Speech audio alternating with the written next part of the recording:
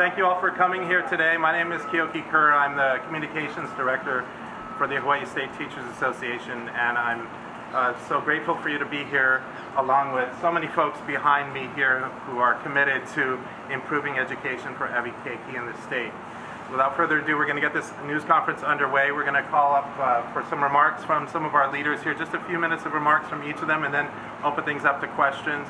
Then I'll also let you know about some other folks. We have some rank and file teachers and various supporters of the constitutional amendment who would be happy to talk to you folks afterwards if you'd like to do that as well. So I'd like to get things started now with the Governor David Ige. Governor. Thank you so much for joining us here at McKinley High School. You know, with the court speaking and striking down the amendment, just wanted to reaffirm our commitment to quality public education in our community, encourage the entire community to come together. I know that as I've gone around and spoken with many all across the state, there is a strong commitment to our public education system, and there is a significant desire to do more. So just encouraging all of us here in the community to not lose sight of the broader mission, which is really to ensure that each and every child in our public schools have the opportunity to pursue their dreams. You know, I strongly support teachers in the classroom because we know that student learning and improved learning occurs in the classroom, in that interaction between teacher and student, and we're committed to continue to fight for more resources for our schools. We know that there are many needs that go unfunded, and we will continue to work with everyone and encourage everyone to take responsibility and engage their schools in their communities to help us create the public school system that our children deserve. Thank you.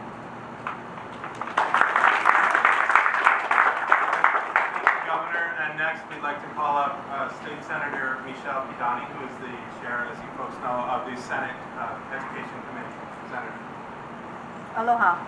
First, I wanted to mahalo all those who took time from their busy schedules to knock on doors, to rally at their schools to support the constitutional amendment. It was always my goal to look to the public, whom we as legislators serve, to tell us through their voice and through their vote whether or not this was a correct way to raise funds necessary to support our educational system. The Supreme Court's decision was extremely disappointing. The fact that the counties chose this avenue to silence the voice of the people is also disappointing, given the fact that each year the state spends millions of dollars to support county programs and projects. As legislators, we must continue to build an educational system that creates opportunities for our keiki and also our businesses by providing a well-educated workforce of public school graduates. We all know that we are facing enormous challenges within our education system. We see classrooms with broken and old equipment, schools with bathrooms that don't work, students without constructive after-school activities, particularly in the rural areas and our neighbor islands. And we see our teachers working second and third jobs. This is unacceptable. While this avenue is closed, we cannot turn our backs on this crisis. I promise to continue to do everything we can to find ways to improve our schools. This means continuing programs like Grow Our Own Teachers to address our chronic teacher shortage. Mahalo everyone for your continued support, and we will continue the fight for the schools our keiki deserves.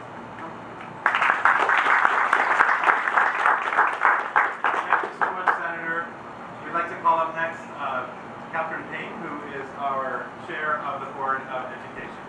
Thank you, and thank you for having this time when we can really express our commitment to continuing the effort to make sure that there are funds to keep and find great teachers for our classrooms. We must adjust that salary schedule so that that will happen.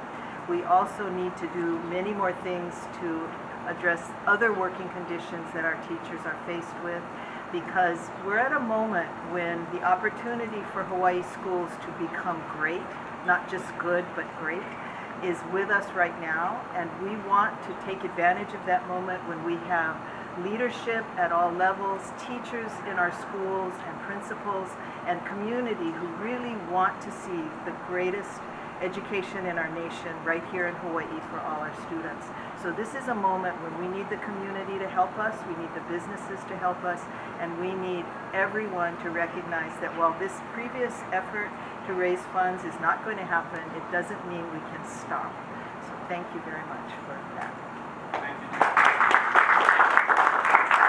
I'd like to call up Christina Kishimoto, Superintendent of Schools, who brought her entire cabinet with her today. We thank you for doing that. Thank you all for being here on a Monday morning when we know you had other things to do. It's very good to. Aloha, and as a state superintendent, one of the things I am most proud of is that when I go into classrooms every week, I am seeing innovation, outstanding instruction, students engage in what business and industry and government and opportunities are out there to really build up this great state of Hawaii. We are competitive nationally. That is very exciting. But I cannot keep up this pace of work if I am not able to pay my teachers, my administrators, my staff competitively. It is important to have a highly prepared, certified, well-paid teacher in every single one of my classrooms. So I'm excited about the quality of instruction in our classrooms. Where we are making marks nationally is very exciting. We are pushing in computer science. We are pushing in next generation computer science standards. We are pushing in our social studies standards. This is all very exciting, but we do need to ensure that we can support our education system, that we can attract and retain the best teachers here in the state of Hawaii. That's my absolute commitment, and so the conversation just got started. Thank you. Thank you very much. We put together this news conference over the weekend, and various people were trying to change their schedules, and a couple of them could not be here today, including Representative John Mizuno and Colbert Matsumoto from the Affordable Hawaii Coalition. Others who were invited but had other commitments and couldn't make it include from Maui, from Kahului, Maui State Rep Justin Woodson, who's the chair of the House Education Committee, and also Kona and Kahului State Senator Josh Green, who's the Lieutenant Governor candidate. But they send their greetings to you all. I'd like to call up next Corey Rosenlee, who's the president of the Hawaii State Teachers Association. The constitutional amendment started a great conversation about how do we improve public schools in Hawaii. While HSTA is disappointed in the Supreme Court decision, we must continue this conversation, and this conversation must lead to results. The stakes are too high. We still have 1,000 classrooms without a qualified teacher, and 1/3 of our students are being taught by subs and emergency hires. This must be our moral imperative. Because at the end of the day, this is about one thing. This is about our cake. And the question is, we cannot have a society of haves and have-nots, where some children are given an opportunity of a quality education and we deny that opportunity to other children. During this debate, I've had a chance to talk to people on both sides of this issue. People that were for the constitutional amendment and those that were against it. And everyone agreed. We have got to improve our public schools. We've got to find a way to increase funding for public schools, and that's what we must do.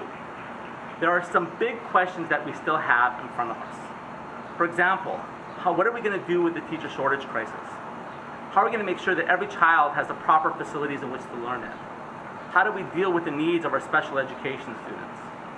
How do we ensure that our public preschools are available to all of our students? And finally, how do we fund each of those initiatives? This conversation must not end. This is the beginning.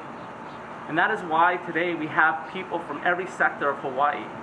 We have our leaders, the governor and senators. We have members of our community, the DOE and the BOE. HSTA and the teachers are committed that this is a problem we must solve and that we can no longer ignore this. This has to be done now until we can ensure that every child has the schools that they deserve. Thank you.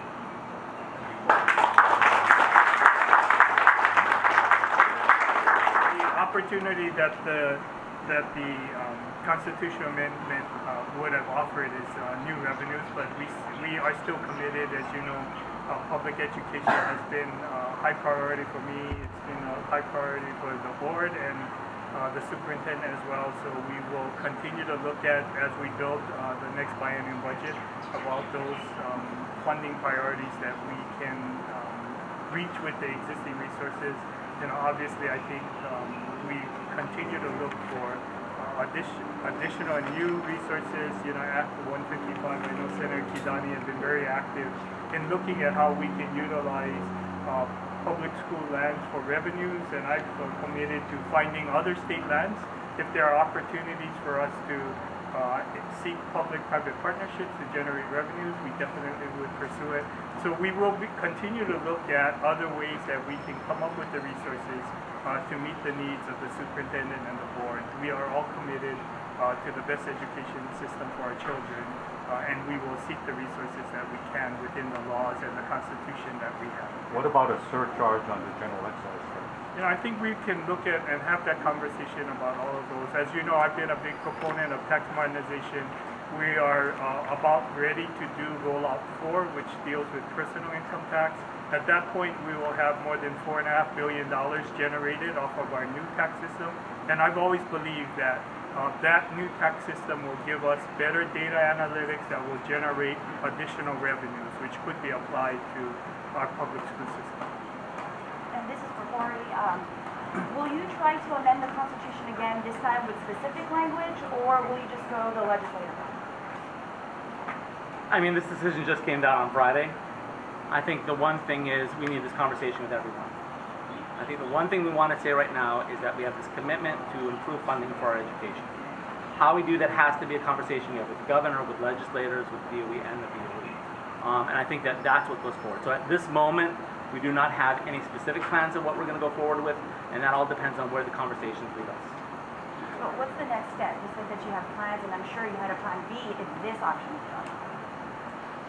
We have looked through a variety of means of improving funding for education. And I think I don't want to state anything until we've had these conversations. We need to have a lot of with these legislators, and I think it cannot just be just one group that comes forward. Even this debate, when we were meeting with the opposite side, the commitment is that no matter what happens with this constitutional amendment, that we all had to come together, and this is why we're here today, that we have got to figure out what are the solutions and how do we fund that. Now, the specific revenue that we come up in order to fund that has got to be part of that conversation. Cory, hi. Are you going to pursue this surcharge on property tax though moving forward? Is that something you're going to tackle again with more specific language next time? I mean, I think the decision just came down on Friday. Our entire organization was working on trying to get this passed. I think that, again, without any idea right now, we're not looking at any specific plan. I think that's got to be a larger conversation of how do we move forward. Superintendent Kishimoto? Yes. Governor mentioned to use the money that we already have to use it better. What about focusing down on the classroom level and all the admin positions that you have at the DOE that really don't impact a student in the classroom? So I'm glad you asked that question because that is an ongoing myth. 93% of our state funds are in schools, in the classrooms. 93% of the state's budget is in schools, in classrooms, either directly in the hands of principals or in shared services like busing and food. And so we're very, very proud of that real dedication to putting funds in the hands of our principals for decision making. And so as we move forward, we really need to look at how we're going to identify additional funds to address the competitive pay challenge that we have. So the pyramid is a pyramid as opposed to an inverted pyramid for Absolutely. salaries? So district Oh, in terms of superintendents, positions. yeah, they don't get more than a teacher? Well, superintendent gets more than the teacher. I manage a $2 billion budget. I also am the supervisor of all of our employees, and I'm accountable for the health and safety and curriculum of nearly 200,000 students. Certainly our salaries across the board, not just in teacher pay, but I think in administrative pay, which is our principals, assistant principals, all of those wrap around our students. We have tried to stay as competitive as possible, but if you compare us nationally, we really are at the bottom 10 nationally. 10 in terms of competitiveness for pay. How much total do you think you need to make salaries competitive? I don't have an exact answer to that, but I do think we need to get to that. And so one of the things that the Board of Education and the Department of Education together are committed to is that within the next 8 months, we are going to have a third party do a competitive salary compensation study that adjusts for the cost of living here in Hawaii. And so I look forward to having that in my hands where we can use that as another talking point. Can you share a little bit about your discussion of what the budget that you do have, what does that look like? How are you going to reorganize after this? So we have nearly a $2 billion budget, and right now we have been looking at reprogramming part of our existing internal budget, again maximizing based on our strategic plan. Our strategic plan is very much aligned to how our budget is distributed. As I mentioned, well over 70%, nearly 80% of our budget is flexible monies in the hands of principals, and then the rest is shared services for students, and that brings us up to 93% of our budget in schools. So only 7% of our budget is at the complex and state level. So I think it's important to speak in terms of what the data already shows and the commitment and the work that's been done with legislators, and the Board of Education in terms of accountability for that budget. Our money is going towards innovation in the classroom, and I'm very excited about that Can you give us commitment. specifics on that? Yeah, so I just what gave you area? specifics in terms of the money going into the hands of principals. Principals have a school design approach that they're using to make sure that they're designing curriculum based on the local context of their school, with input from teachers, with administrators, and parents in that community, and all of the partners that they have. So we have a school design process as an initiative. The other part of that initiative is ensuring that we have student voice as part of that. I just spent this weekend, part of my weekend, with the State Student Council, asking for their input as we continue to do their input on some design work we're doing around the computer science rollout. So the way we are working in the Department of Ed is very much focused around teachers and students, and we'll continue to work in that way. Our goal really is to have an empowered school model where decisions are driven from the school up to the state, really being a supporter of the work happening at the school level. Thank you, Superintendent. Superintendent. And I know the Superintendent and Governor actually have a meeting they have to go to in just a few minutes.